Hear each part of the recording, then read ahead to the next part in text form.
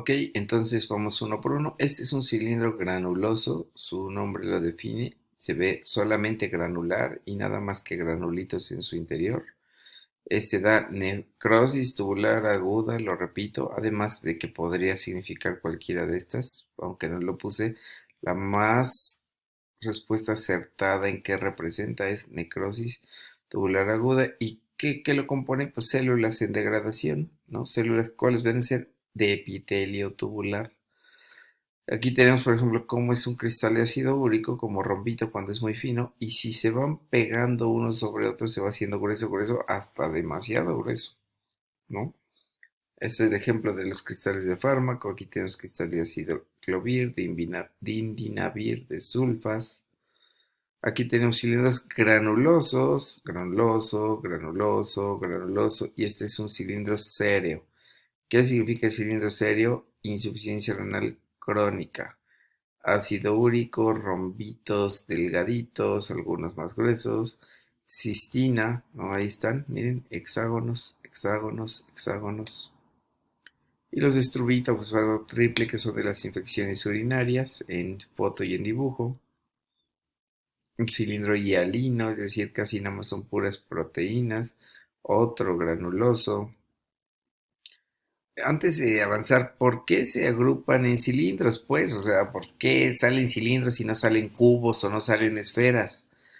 ¿Quién podría decir eso? Esto es bien importante. Recuerden la función de filtración y que después de recibir todo en la cápsula de Bowman, todo lo que sigue tiene forma de tubo, los túbulos. El asa, el contorneado, el colector tiene forma de túbulos. Cuando por el glomérulo pasan cosas y llegan al interior del túbulo y son demasiadas, pues se apelotonan y toman su forma. Por eso al ser drenados salen como cilindros. Entonces, en concreto, cualquier cosa que sea cilindro tiene que venir del glomérulo y de dentro de los túbulos, lo cual es completamente anormal. Y debería de implicar a fuerza un daño renal parenquimatoso o inflamatorio la mayor parte de veces, ¿no? Entonces, ya una vez dicho, por eso salen como cilindros, y pues aquí tenemos leucocitarios. ¿Cómo sabemos que son leucocitarios? A ver, otra pregunta. ¿Quién lo puede decir? ¿Quién lo piensa? Y aquí tenemos otro eritrocitario, pero ¿cómo sé que este es eritrocitario y cómo sé que este es leucocitario? La respuesta sería por esto. Tengo aquí polimorfonucleares en su interior. Aquí está bien claro uno, ¿no? Este tiene un núcleo también polimórfico, núcleos. Entonces estos son leucocitos, estos son eritrocitos, no núcleos. Y son como donitas, ¿no?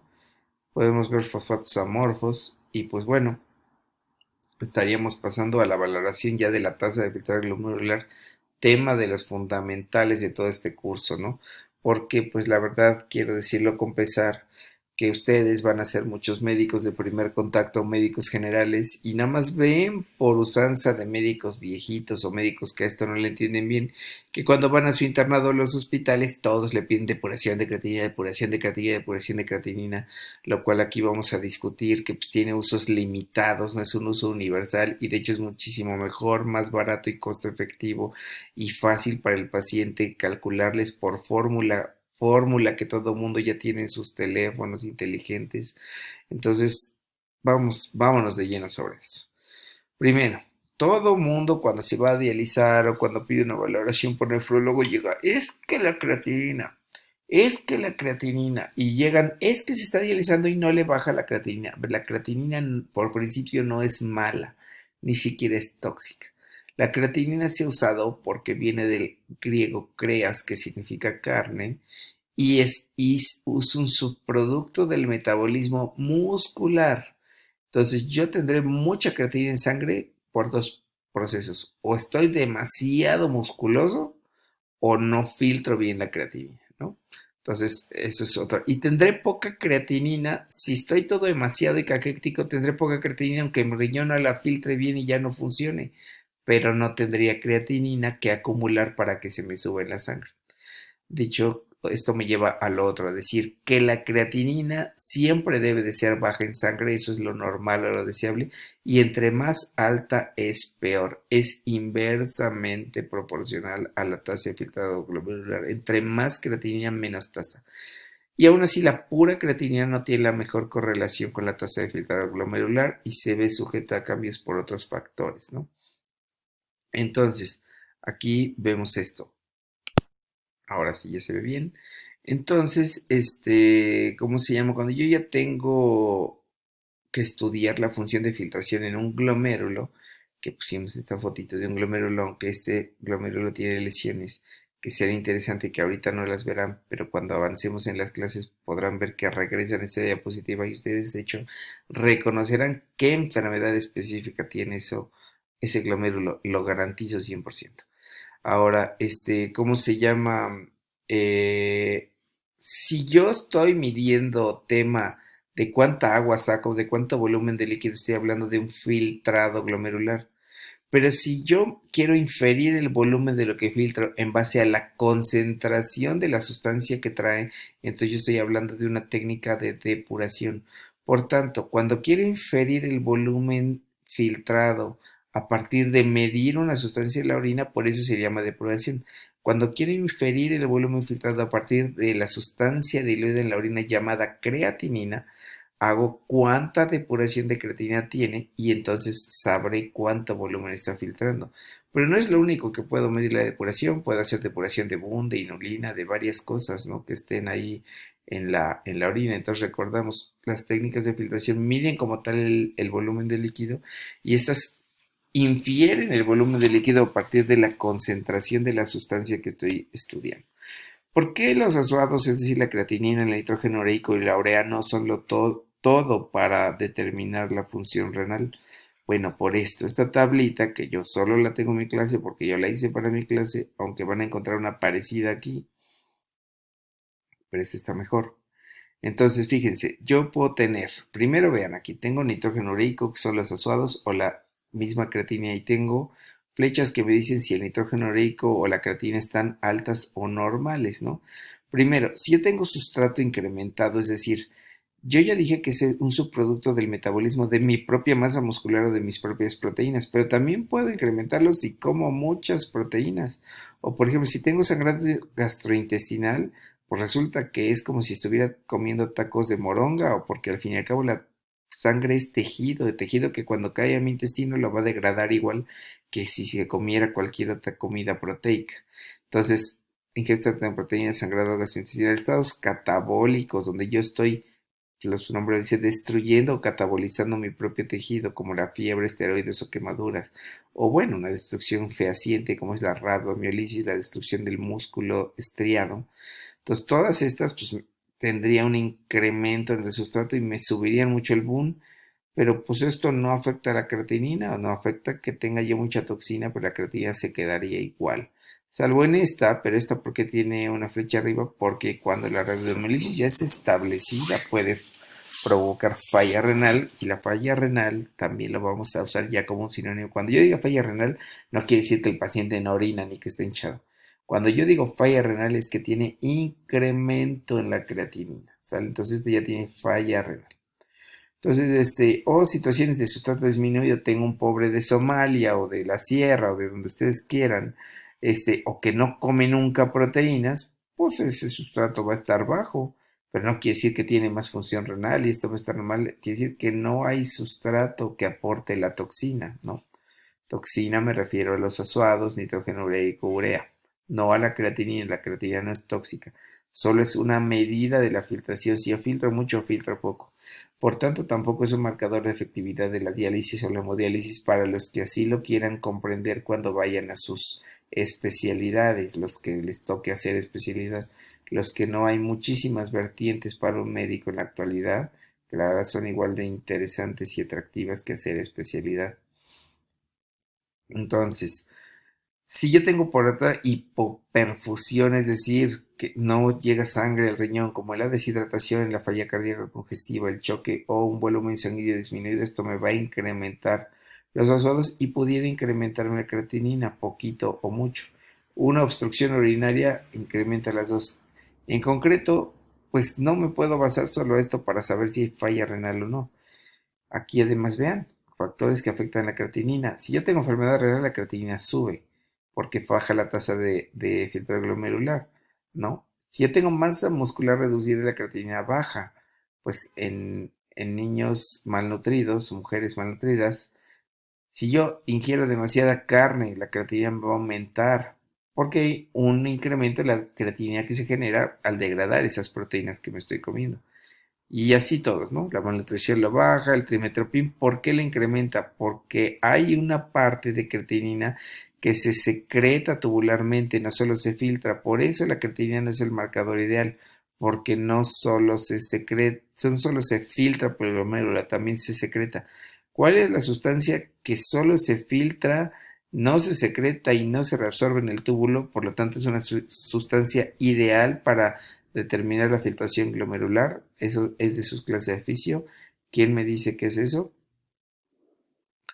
Entonces, aquí tenemos la flucitocina, incremento por interferencia positiva con los ensayos, o sea, con los químicos afectan, y la cetocidosis incrementa. La respuesta de esto que pregunté antes es la inulina, una sustancia que solo se filtra, no se secreta y no se reabsorbe y es ideal para medir en pruebas de laboratorio de investigación la filtración exacta. También eso lo haría por pruebas con marcadores de medicina nuclear como el tecnesio, el iodotalamato, que serían muy precisos y miden filtración, no miden depuración. La inulina sí mediría depuración porque yo mediría la concentración de esa sustancia en el volumen dado y yo también sabría cuánta inulina le inyecté, entonces es perfectamente. Entonces, ¿cómo correlaciona la creatinina con la inulina? Este punto siempre es importante y aquí me tardo. Miren, fíjense, este que tiene uno de creatinina tiene una función renal de 30 filtrado, es muy bajo. Y este que tiene casi 2 de creatinina, aquí, tiene hasta más de 150. ¿Cómo es posible? Y de hecho aquí todos estos tienen uno, sin embargo todos estos tienen diferentes tasas de filtrado. A qué se debe? Si es la misma creatinina, ¿cómo no es lo mismo para todos estos sujetos? Cada puntito es un sujeto. Aclarando. Bueno, pues vamos a explicar. Este, que aunque tiene una creatinina baja, tiene una función baja, pues quiere decir que no tiene masa muscular. Es una viejita, uno de Somalia, así, todo esto. Entonces, ¿no? ¿Cómo lo sé? Pues porque se estamos retando a una técnica perfecta, como es la depuración de inulina, ¿no? Y este mismo que tiene uno, ¿por qué tiene 150? ¿Por qué hasta tiene más? Porque este seguro tiene una masa muscular súper elevada y a pesar de que él produce mucha creatinina, la mantiene baja porque filtra mucha. Entonces, ese mismo uno no significa lo mismo para las dos personas. Entonces, pues tenemos que ver cuáles son los métodos para medir realmente la filtración glomerular. Entonces tenemos el recíproco de la creatinina, que es 1 sobre creatinina, el hidrógeno ureico, el KTB de urea, la tasa de filtrado por MDRD, la depuración de creatinina, y la de Cockcroft, ¿no? Entonces aquí tenemos que estas son las correlaciones y ahorita vamos a explicar lo que es esto para cada una. Basta decir para entender la tabla que la correlación más perfecta es aquella que más se acerca a uno. Pues resulta que las dos correlaciones son las más altas son las depuraciones y la tasa de filtrado glomerular, con la ventaja de que no tengo que recolectar orina ni nada, nada más necesito la edad del paciente, el género y la creatinina, punto, ¿no? Y esta, pues sí tiene una buena relación, pero fíjense, la Cockcroft, que también es otra fórmula que ahorita la voy a dictar, es 140 menos la edad por el peso entre 72 por la creatinina por punto 6 si es mujer. Así búsquenla en internet o vuelvan a repetir el video y la apuntan. Y esa es esta fórmula que lo que nos permite es, sin teléfonos inteligentes, con pura calculadora normal, poder sacar la tasa de filtrado. Esta no, porque esta tiene exponenciales en decimales y bueno, tiene una serie de cosas. Esta no es tan fácil de calcularla con una calculadora, pero vendrá en un programa ya hecho en sus teléfonos, ¿no?